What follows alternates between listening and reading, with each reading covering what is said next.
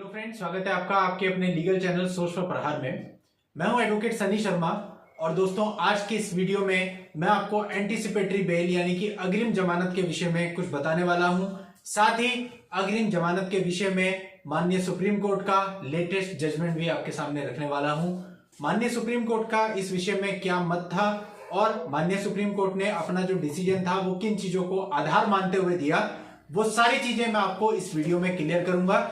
और उम्मीद करता हूं कि ये वीडियो पूरा देखने के बाद आपकी बहुत सारी शंकाएं अग्रिम जमानत को लेकर के खत्म हो जाएंगी और साथ ही साथ आपको माननीय सुप्रीम कोर्ट का व्यू भी पता चलेगा कि ऑनरेबल सुप्रीम कोर्ट किस तरह से काम करती है। तो इससे आपको समझने में आसानी होगी कि अपने मुकदमों में आपको आगे किस तरह से प्रोसीड करना है।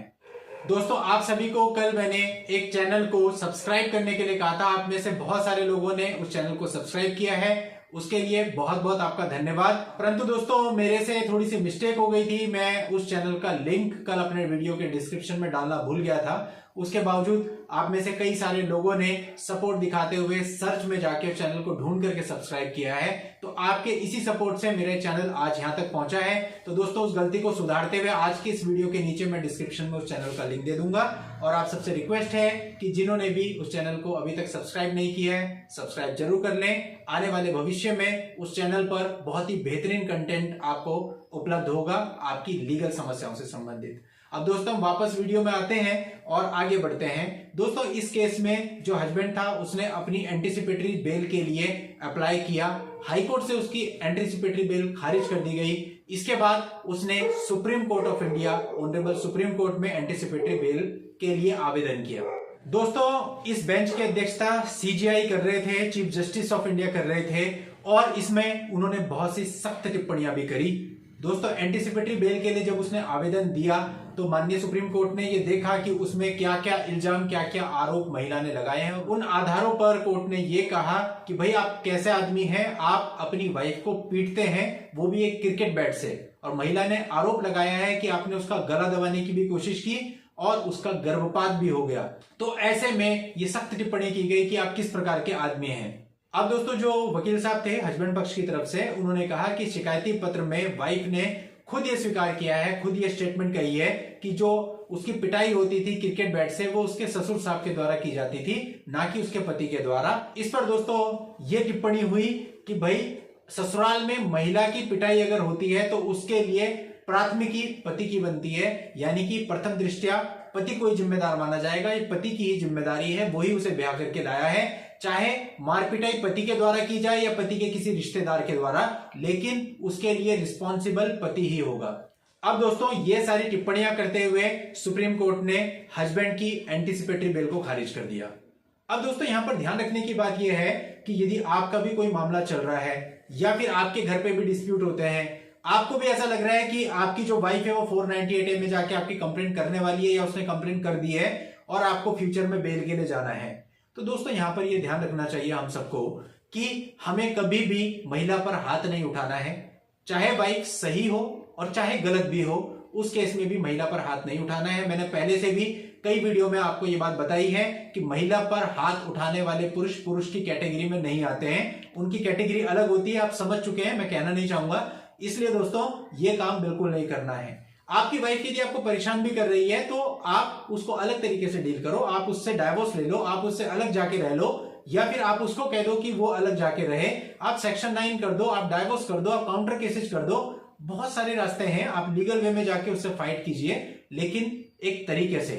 हाथ उठाना कहीं से भी इसका समाधान नहीं है। और जो लोग हाथ उठाते हैं वो केवल अपनी कमजोरी सिद्ध करते हैं और ये बताते हैं कि हम पुरुष कहलाने लायक नहीं है। तो यहां पर सुप्रीम कोर्ट की टिप्पणी से मैं भी सहमत हूं। मुझे नहीं पता उस मामले में क्या रहा होगा, लेकिन यदि पिटाई महिला की हुई है तो फिर ये गलत है, चाहे कारण कुछ भी रहा हो। तो दोस्तों, अब आपको ये समझना है कि एंटीसिपेटरी बेल में यदि आप जा रहे हैं तो आपका पक्ष मजबूत होना चाहिए। आपका पक्ष मजबूत तभी होगा जब आपने कभी इस तरह की हरकत नहीं की होगी, आपने कभी वाइफ पर हाथ नहीं उठाया होगा, और जो इल्जाम एफआईआर में लगाए गए हैं वो सारे झूठे हैं। तो आपने देखा होगा ऐसे केस में एंटीसिपेटरी बेल आपको तुरंत मिल जाती है। लेकिन दोस्तों, जहां पर आपने खुद ही गलती की है तो वहां पर फिर आप कोर्ट से कैसे अपेक्षा कर सकते हैं कि आपको वो बेल दे दे। हाई कोर्ट ने रिजेक्ट करी, उसके बाद सुप्रीम कोर्ट ने रिजेक्ट करी, तो मामले में कुछ तो होगा ऐसा जिस वजह से वो बेल हर जगह रिजेक्ट हो रही है। अभी हम क्या करते हैं, सुप्रीम कोर्ट के जो जज साहब हैं उनके लिए, सुप्रीम कोर्ट के लिए अपशब्द दिखने लग जाते हैं वीडियो के नीचे कमेंट्स में। तो दोस्तों ये केवल हमारी इमेच्योरिटी दिखाता है, क्योंकि वो लोग जो वहां पर बैठे हुए हैं वो हमसे कई ज्यादा एक्सपीरियंस्ड हैं, कई ज्यादा अनुभवी हैं और वो चीजों को टोटलिटी में देखते हैं। हम लोग जो कमेंट करते हैं वो केवल अपने पर्सनल बेस पे करते हैं कि हमारा जो केस है वो ऐसे चल रहा है, लेकिन वहां पर जो बैठे हुए सुप्रीम कोर्ट में बैठे हुए जज हैं या हाई कोर्ट में बैठे हुए जज हैं वो टोटलिटी में देखते हैं कि समाज में क्या चल रहा है और उसकी पहलू की बहुत बारीकी से गहन जांच करते हैं कि गलती किसकी है। ऐसा तो है नहीं कि माननीय सुप्रीम कोर्ट ने कभी पति को राहत नहीं दी, पति को भी राहत दी है जहां पर मिलनी चाहिए, लेकिन हर मामले में पति को राहत दी जाए ये कोई न्याय नहीं है। तो यानी कि जो सुप्रीम कोर्ट डिसीजन लेता है उसके पीछे बहुत गहराई होती है। तो हम कुछ भी कमेंट करने से पहले एक बार हमें उस गहराई में जरूर जाना चाहिए, एक बार वो जो हमारा जजमेंट होता है उसे अच्छे से स्टडी जरूर कर लेना चाहिए। हो सकता है स्टडी करने के बाद आपके फायदे की भी कुछ बात उसमें मिल जाए, लेकिन बिना वीडियो को देखे कई लोग तो केवल थंबनेल देखकर ही कमेंट करने लगते हैं और कई लोग बिना जजमेंट पढ़े ही कमेंट करने लगते हैं। तो दोस्तों एक रेफरेंस के लिए आपको कोई भी वीडियो बना के दिया गया है, उसके नीचे जजमेंट का लिंक रखा गया है, आप प्रॉपर उस लिंक पे जाइए, जजमेंट को पढ़िए और सारी चीजों को देखते हुए मैच्योरिटी के साथ अपना कोई डिसीजन लीजिए और देखिए कि वो जजमेंट क्या आपके काम में आ सकता है, क्या आपको कहीं पे फेवर कर सकता है। यदि कर सकता है तो वेल एंड गुड, हमारा मकसद भी पूरा हो गया कि आपकी हेल्प के लिए हमने वो जजमेंट वहां पर डाला था। लेकिन आपने अब जजमेंट तो पढ़ा नहीं, आपने वीडियो पूरा देखा नहीं और बस आपने कमेंट कर दिए। तो दोस्तों इस तरह से लीगल लड़ाई नहीं लड़ी जाती है, इस तरह से आपको कोई फायदा नहीं मिलने वाला है। लेकिन अगर आप मेच्योरिटी के साथ लीगल लड़ाई लड़ते हैं तो 100% उसका फायदा मिलता है। इतने सारे वीडियोज आप लोगों के पास हैं, आपको बहुत पहले के टाइम में आप देखिए लोगों के पास कुछ होता ही नहीं था, वकील साहब ने जो कह दिया वो पत्थर की लकीर हो गई, कोई जानकारियां नहीं थी, इंटरनेट नहीं था और लोग हाई कोर्ट सुप्रीम कोर्ट तक एक एक कागज लेकर के भागते थे क्योंकि कोई भी सुविधा नहीं थी, उन्हें नहीं पता होता था आगे क्या है। आज इतने रास्ते खुले हैं, इतनी जानकारी की मीडियम्स आप लोगों के पास है, इतनी टेक्नोलॉजी विस्तृत हो चुकी है। तो दोस्तों हमें चाहिए कि इस टेक्नोलॉजी का मैक्सिमम फायदा उठाएं, ना कि अपनी सोच को कुएं के मेंढक की तरह छोटा सा करके केवल अपने पर्सनल केस के बेस पर हम इधर उधर जाकर के वीडियोस पर कमेंट करते रहे।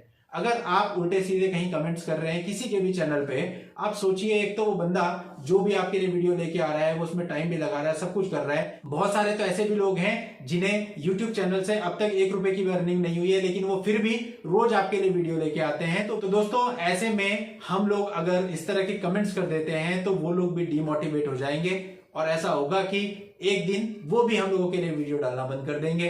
तो हमें ऐसा बिल्कुल नहीं करना चाहिए, हमें उन लोगों को सपोर्ट करना चाहिए जो लोग जिनके चैनल चल चुके हैं वो तो चल रहे हैं, लेकिन जिन बेचारों ने शुरुआत की है अगर हम उनको इस तरह से गलत कमेंट्स लिख के डिमोटिवेट करेंगे तो मेरे हिसाब से ये बिल्कुल भी सही नहीं है। हमको उन्हें मोटिवेट करना चाहिए ताकि जो कंटेंट आज हमारे पास अवेलेबल है इससे और बेहतर कंटेंट भविष्य में हमें मिलता रहे।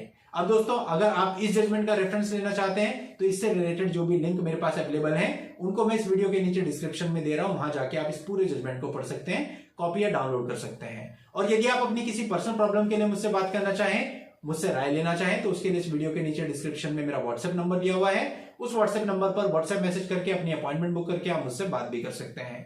नेक्स्ट वीडियो में नई लीगल जानकारी के साथ मैं आपसे फिर मिलता हूं, तब तक के लिए goodbye and thank you for watching, take care.